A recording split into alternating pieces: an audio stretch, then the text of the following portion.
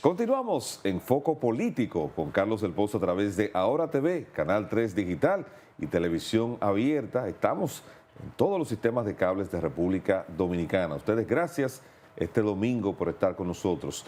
Bueno, nosotros vamos a conversar ahora con una periodista, analista internacional, que es de la plataforma del grupo ACD Media también. Ustedes las ven en las noticias. Nos acompaña una vez más Yasmín Cabrera. Vamos a hablar con ella. ¿Qué es lo que está pasando con este tema de los aranceles? ¿Qué son los aranceles y cómo esto impacta pues la economía de República Dominicana y el mundo?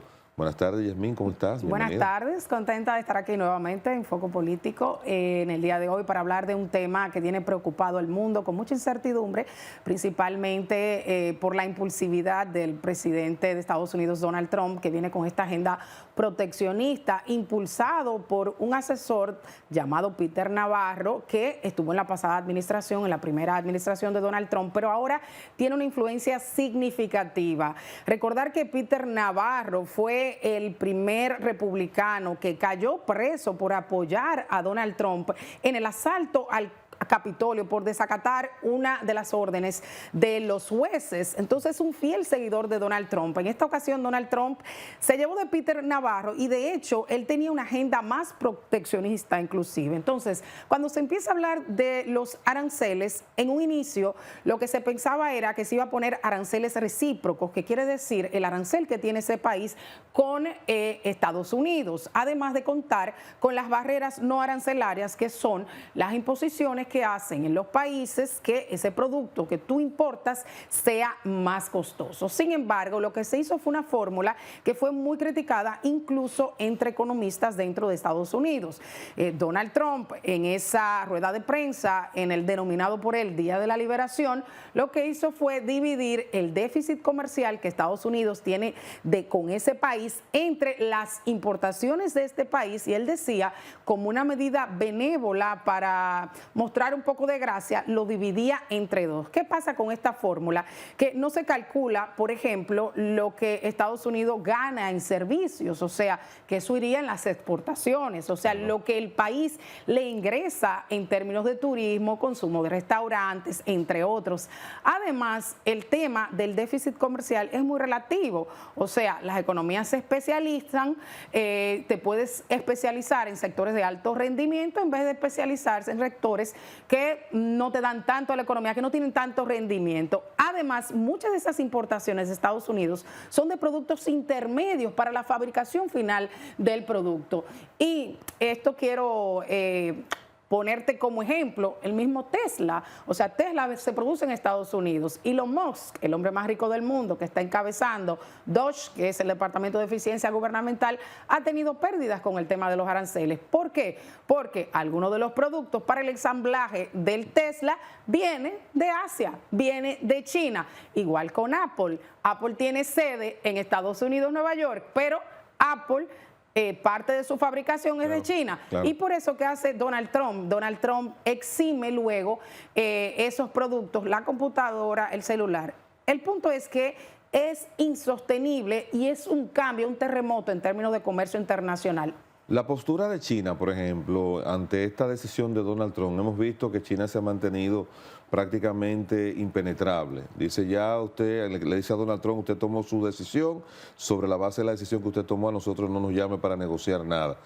¿Tú crees que, como bien apuntas, y es una realidad, la mayor parte de la producción de Estados Unidos está fuera de sus fronteras, está en China?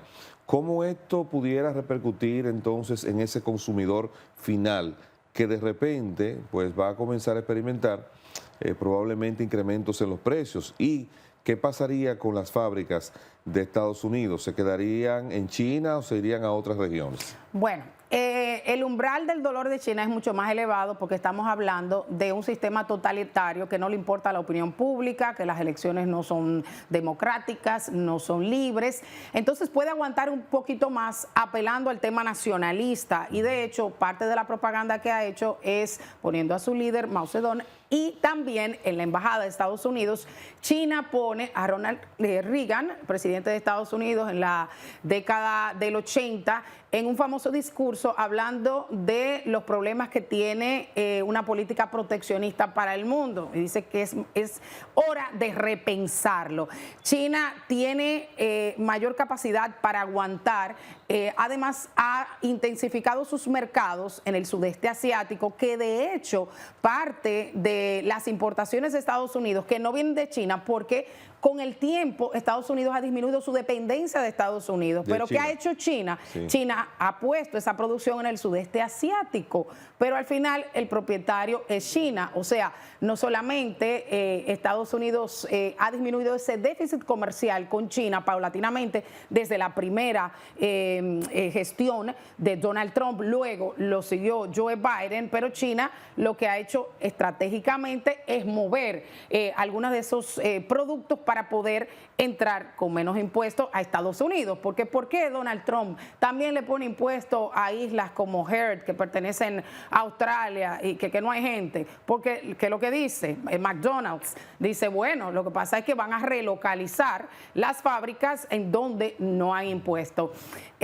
Y como te decía, también China ha diversificado su mercado, teniendo mayores relaciones comerciales con otros países, principalmente con el denominado sur global, con esta estrategia de la ruta de seda, donde también ha diversificado su mercado y vemos mayores acercamientos. Vimos un conflicto que tuvo Estados Unidos con España por una visita. Un trato bastante hostil. Exactamente, un trato bastante hostil, y lo que decía desde Estados Unidos de que iban a tener problemas las personas, los países que comerciaran con China a expensas de Estados Unidos. Al final esto es insostenible. Ya el secretario de Tesoro en una visita dijo que era insostenible. Donald Trump ha bajado el tono del discurso, no se prevía que subiera tanto la escalada. De hecho, recuerda que es un 34% inicialmente, y de hecho hay países que tenían un arancel más elevado, Vietnam, Camboya, Tailandia, que sorprendentemente es elevadísimo. O sea, esos países del sudeste asiático.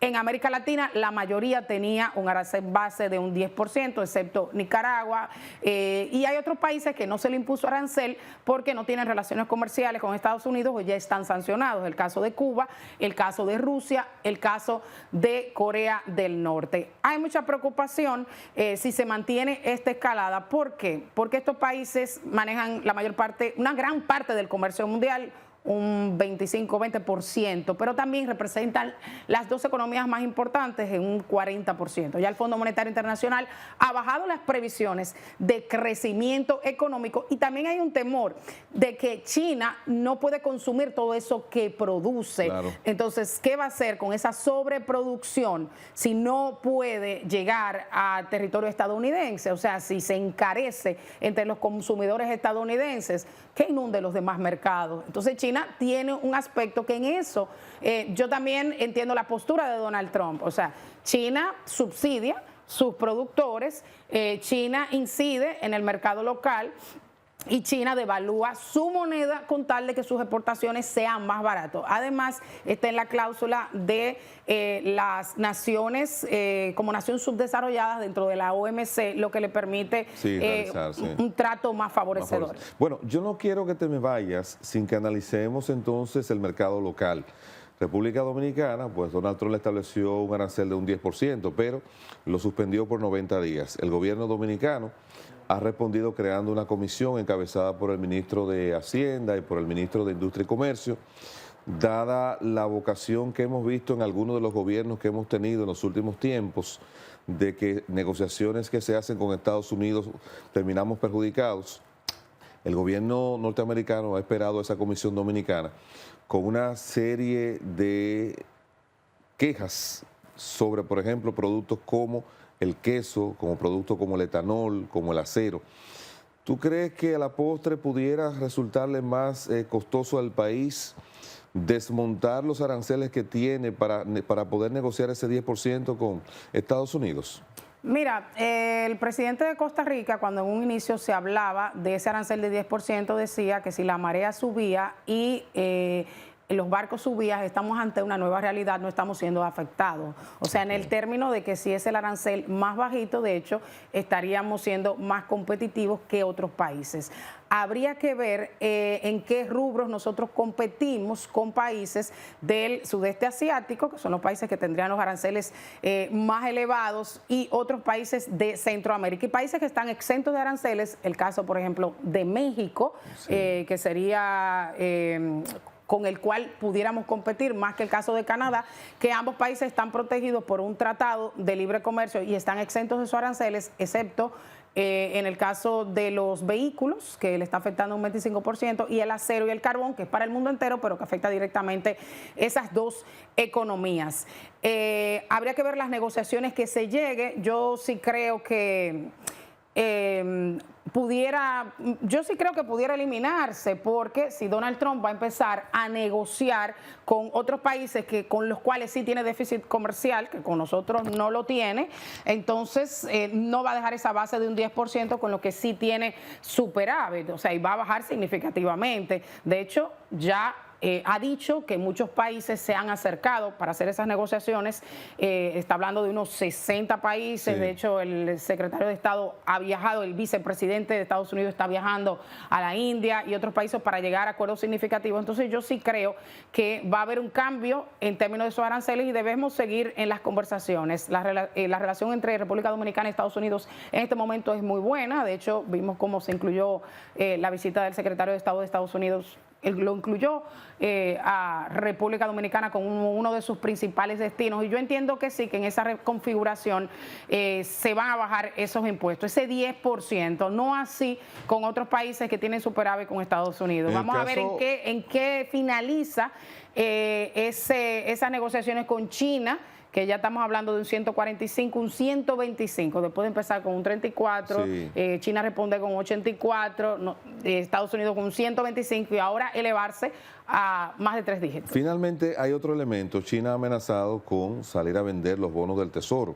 Si China hiciera eso, eso tendría un impacto en el dólar, en el valor del dólar como moneda de intercambio a nivel mundial. ¿Está Estados Unidos previendo, tú crees, esa posibilidad de que China entonces, si no se llega a un acuerdo en las condiciones que se estaba antes de toda esta escalada, eso pudiera de alguna manera entonces tener una repercusión de mucho mayor impacto negativo para Estados Unidos?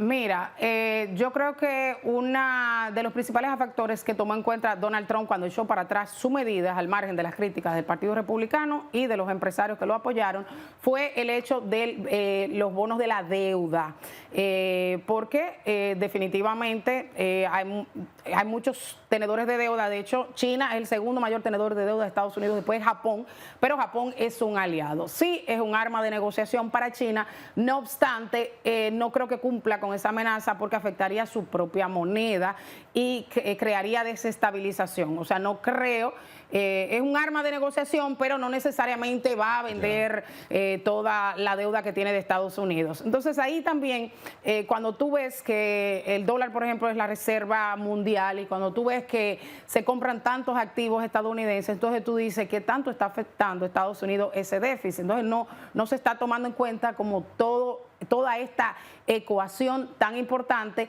para tú medir cómo está la economía de un país. Entonces ahí tú dices, ¿quiénes están asesorando a Donald Trump en cierta medida? Al menos que lo esté utilizando como una arma de negociación que mientras tanto lo único que está creando es mucha incertidumbre y volatilidad y por supuesto está afectando los mercados. Gracias, Yasmín Cabrera. Gracias por estar aquí con nosotros. Yasmín Cabrera, periodista y analista internacional, ha estado conversando con nosotros. Tenemos que ir a un contacto de publicidad, pero nos queda más contenido en Foco Político. No se nos vayan.